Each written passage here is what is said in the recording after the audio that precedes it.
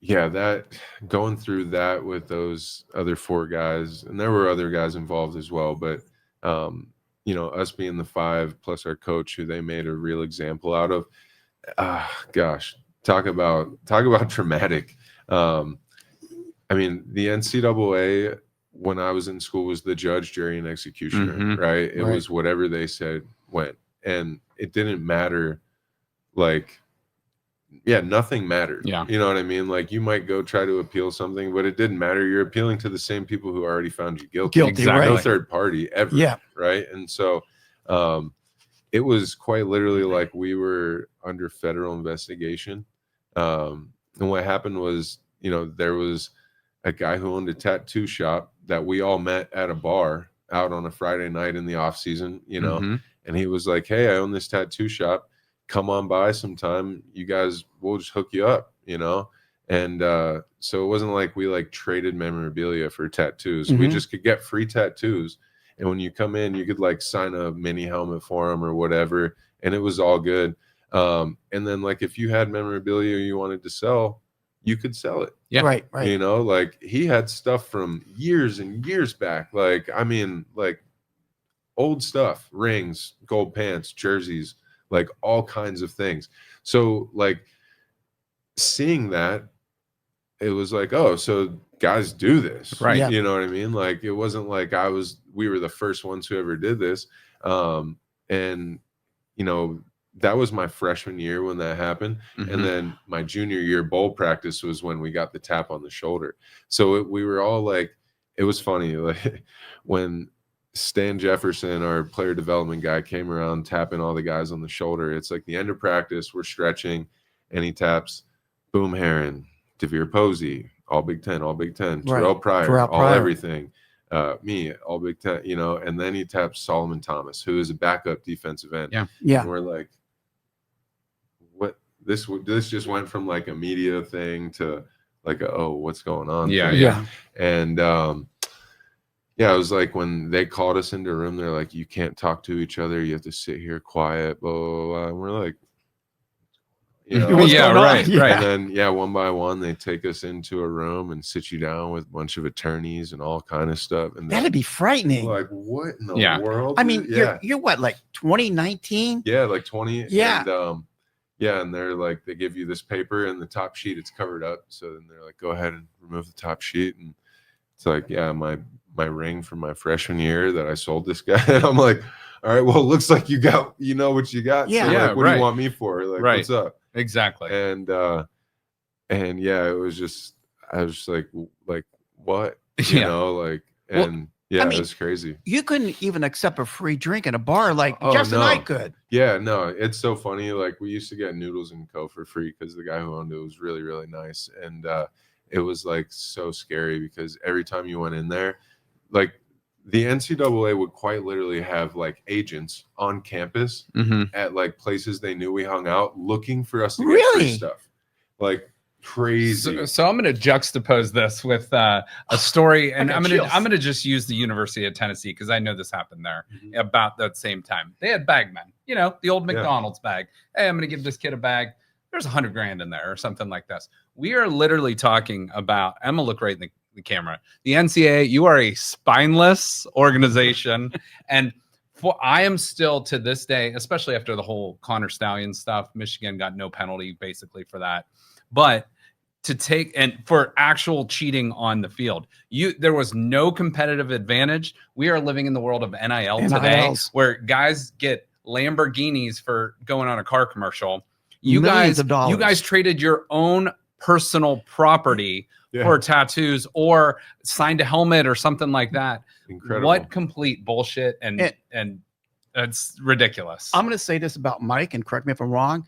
He sold some of his stuff to get money to drive back home to see his cousin who was ill at the time. Well, it was after my cousin had passed. Yeah. And I was coming back and forth to be with the other two cousins.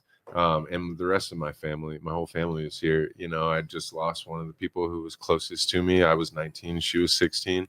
And it was like I needed to be here. Yeah. You know, and I didn't have money and I couldn't just say, hey, mom. You couldn't call your mom, right? Well, you can't go out and get a job either. You're working full time and you're a student as well, Yeah, which people forget. So, you know, and it's like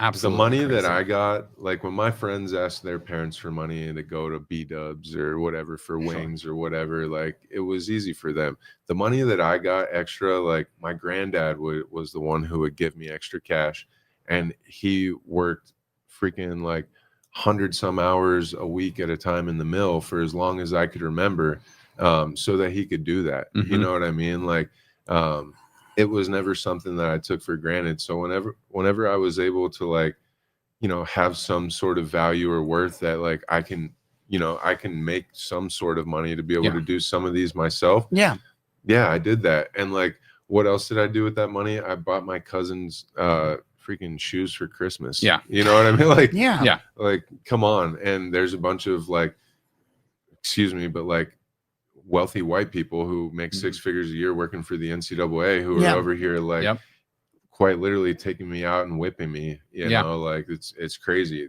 Like, for them to have made part of the stipulations for us to play in that Sugar Bowl that we had to sit and do a public apology on every network, like, that's incredible. Yeah, we sat up there. I remember that. A table in front of every media outlet that you could possibly imagine, and had to go down the line one by one and say sorry to the NCAA, to the university, and to our team. And like, I'm like, dude, like, I'm literally on the cover of all the magazines in the bookstore right now that y'all are selling. Yes. Yeah. Yeah. And and I will say this now. NIL, I think in itself is a great thing. It's a great thing. It's not set up for guys to make multi-million dollars, but it's in place now for guys exactly like you in your situation. When you're growing up, give them some gas money, give them some money for family, friends, whatever, or just to go out and have a little fun too with your friends. I mean, honestly, like the capabilities with NIL are so great for these guys, because not everybody makes it to the league, and the average career is only like 2.5 years. In my case, like, as a 5-star offensive tackle who's like all Big Ten a couple times and stuff, I mean, like, that guy in today's world is getting paid like a couple million. Exactly. You know Right. Which is, you know, changes everything. And some of these guys are even staying in college because they're going to make more in college than they would in the NFL. You know, like Travion Henderson last year, he's like, I'm gonna go back for another year because I'm gonna make more than I would be as a 2nd or 3rd round pick. Yeah. So Then you told an incredible story, and I listened to your other podcast when Jim Tressel had to resign. And could you walk through this? Because when you told that story, I choked up. Yeah. Man, talk about a day. So, you know, we were on winter break when the news broke about, like, you know, about what the sanctions would be. And so we come back and, you know, we have a team meeting, and we have like a team workout, right? Like a really, really tough team workout. But like, you know, it brought us together, and it was kind of our welcoming to Coach Fick. Like, we're going to stand behind you, you know, like, we love you. You know, he played there. It was an absolute dog there. Yeah. And then after that workout, you know, Coach is like, all right, I want everybody to go into the outdoor. And we go out into the indoor facility, you know, the field. And we go out there, and the big garage door opens and a car pulls in. You know, Tress is a true Youngstown guy. He moves like a mobster. One of his best buddies, Bobby Mansfield, pulls in, gets out, opens the door. Coach Tress gets out, and like, everybody just starts bawling tears. You know, like he has this, like, we're all bawling tears. He walks around and hugs every single guy and tells them how much he loves them. You know, everybody's crying. Like, it's crazy, you know, like, and then, you know, we all take a knee, and he, you know, told us about how much we all meant to him, how much Ohio State means to him, how much the state of Ohio means to him. Yeah. And, you know, it was like, man, it was so surreal because there's not a person in the world who cares more about that place than that man, and who cares more about that job, Right. and the ability to impact the young men on that team and the people in the organization, right? And he got back in the car, and they drove away, and I called him and I was like, Coach, I need to come over, I need to see you. And so he's like, come on. And me and JB Shugart's my best friend. He was the right tackle. Yeah. All through, classmates, all that.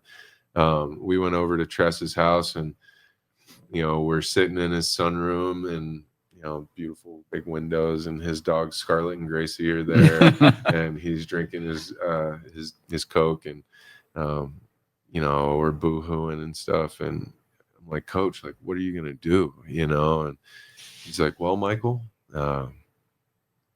I'm not sure what I'm going to do, but I know before I make a decision about anything, this summer I'm going to read 100 books. And I was like, he's like, and then I'll figure it out.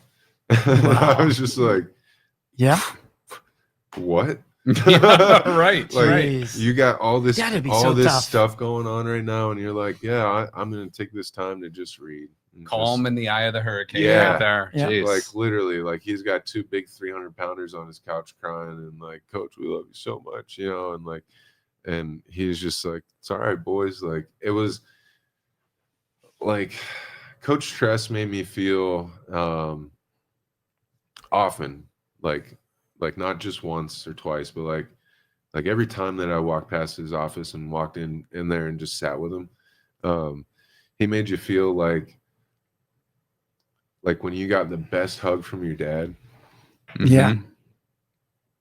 and your grandpa at the same time. Right.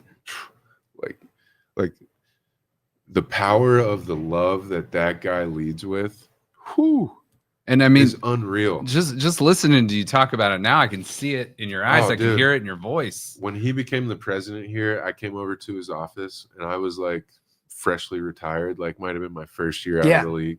And I came and sat with him, and we're talking about like, I told him I don't know what I'm gonna do, and I'm asking him how like the transition's been for him. He's like, Michael, because he always called me Michael, never Mike. Michael Adams. He's like, Michael, when I coached, I had the ability to directly impact, 106 of you, and plus 40, 50 other people, in operations and whatnot. And he was like, and now, he was like, and then when I was, and now as the president here, I have the opportunity to directly impact about 13,000 kids every day. Yeah. And it's so funny because then he becomes lieutenant governor. And now look at And yes. 12 million. He had, 100 of us former players to the governor's mansion to Really? Yeah, to just have dinner with us, him, his wife, Governor DeWine, and his wife. And then to quite literally open up the floor, stand in front of all of us with their wives, and for hours, just he said, so like now I want to open up the floor, and like I want to hear from y'all as fathers and husbands and educators and doctors and all these things. Like, what do you want from state government? And so we're talking policy with the big man for hours, and and it was awesome. And then that's how we talked a lot about what we want for the kids and all this stuff. And so he started his kids fitness stuff, the tour that he's on now. And and in that talk he was like, as the president, I had the ability to impact 12,000-13,000 people every day. And he's like, now I've got like 12 million Ohio Right. This is incredible, and he's nothing. I wish like you'd be him. running for governor. I I really do. I actually I have a counterpoint to that. I love Coach Tressel. I love him as a person. I love him as a coach. I don't want him to be governor because I don't love the world of politics. And I'm happy to stay out of that. I don't want them to try to ruin him. I don't think that they could. Right. But like, I would hate to see people even just like trying to take shots at him for campaign stuff. Like, Yeah. I think that was I'm very happy he made that decision. I think that was a wise choice. Although I think he would have been a great governor. Me too. He sure Me too. would. Yeah. So,